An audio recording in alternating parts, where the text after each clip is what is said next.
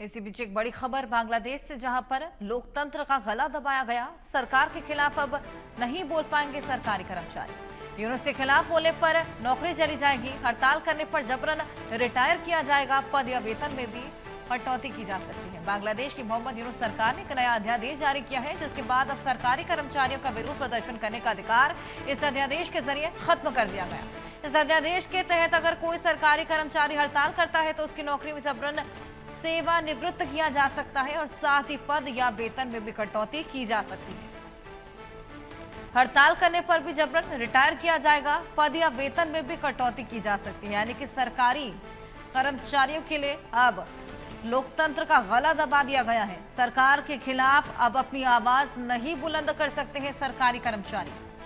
हड़ताल करने पर भी जबरन रिटायर किया जाएगा। पद या वेतन में कटौती की जाएगी। ये नई चाल यूनुस से चली है।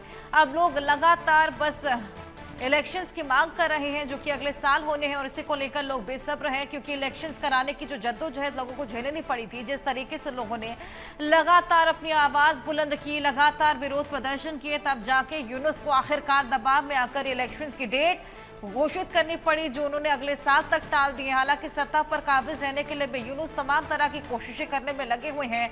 लोगों को लगातार प्रताड़ित कर रहे हैं। बांग्लादेश का उद्धार कहीं से कहीं तक नहीं देखने को मिल रहा, जिसके चलते आपको बताएं शेख हसीना को गद्दी से इसलिए इस पूरे प्रदर्शन को करके हटाया गया था, इसीलिए कि बांग्लादेश में थोड़ा बहुत सुधार हो। लेकिन यूनुस के आने के बाद, नोबेल पीस लॉरेट के आने के बावजूद बांग्लादेश में पीस कायम नहीं हो पाया है। बांग्लादेश के हालात दिन पर दिन गलत खराब हुए पड़े हैं। ऐसे में कानून व्यवस्था चरमराई हुई है। लोग सड़कों पर आए दिन उतरे हुए हैं, किसी न किसी वजह को लेकर, किसी न किसी मुद्दे को लेकर। शांति का कोई दूर दूर तक वहां पर आसरा नहीं है।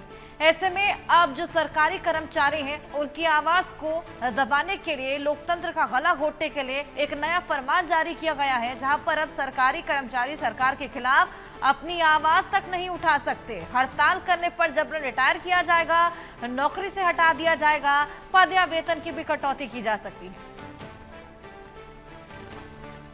ये नया अध्यादेश जारी किया है अब यूनुस ने, यानी कि यूनुस के खिलाफ बोलोगे तो जल्द ही रिटायर कर दिए जाओगे, या फिर सीधा नौकरी जाएगी, या फिर पद या वेतन में भी कटौती की जा सकती है।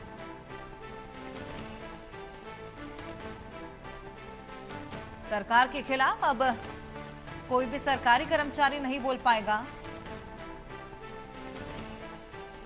ये नया अध्यादेश, सीधा नौकरी चली जाएगी, जबरन रिटायर कर दिया जाएगा।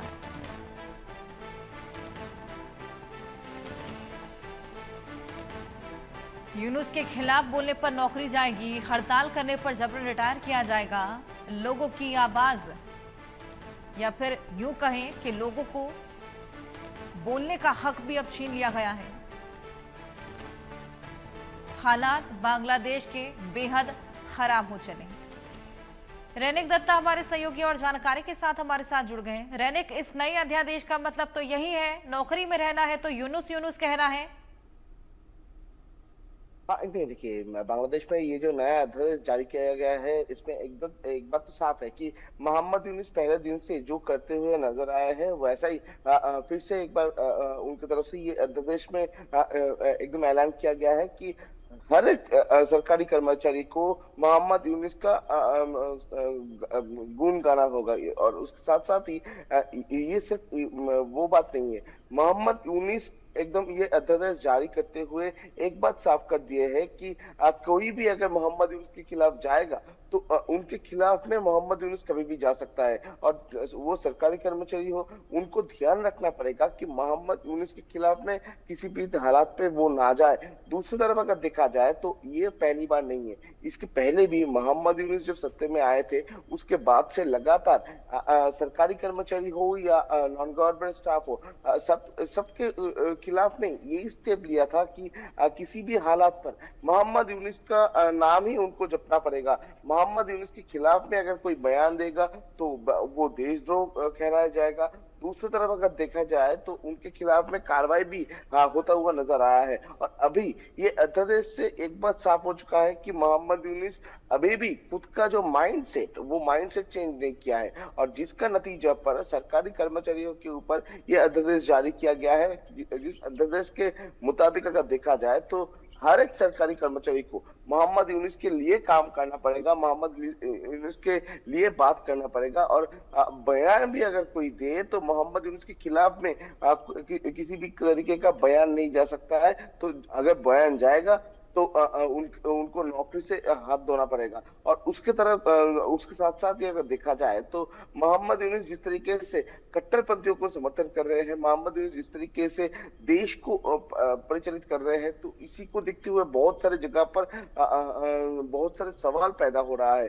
बांग्लादेश में मोहम्मद यूनिस के खिलाफ में जिस तरीके का विरोध सामने आ रहा है, जिस तरीके से विरोध में सब लोग उठ रहे हैं, तो इसी जगह पर मोहम्मद यूनिस खुद को बचाने के लिए या तो बोल सकते हैं कि खुद का कुर्सी को छोड़ने का मन नहीं है मोहम्मद यूनिस का। और इसी वजह से बांग्लादेश में इस तरीके का एक तानाशाही एडवाइस जो वो चालू किया गया है मोहम्मद यूनिस की तरफ से।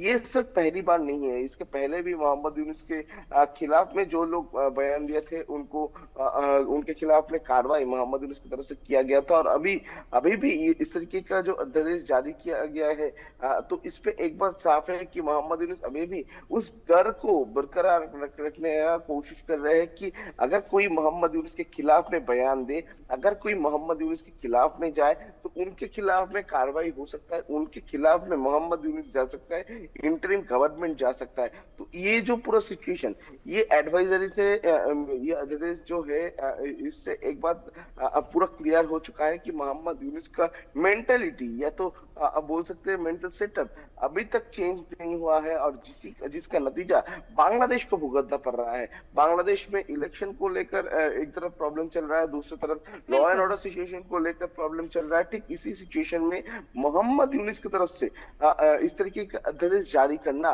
तो इसमें एक बात साफ हो चुका है कि मोहम्मद यूनिस किसी भी हालात पर बांग्लादेश में खुद का जो रुअब वो रखने का कोशिश कर रहा है, खुद का जो पावर वो जताने का कोशिश मोहम्मद यूनिस की तरफ से किया जा रहा है।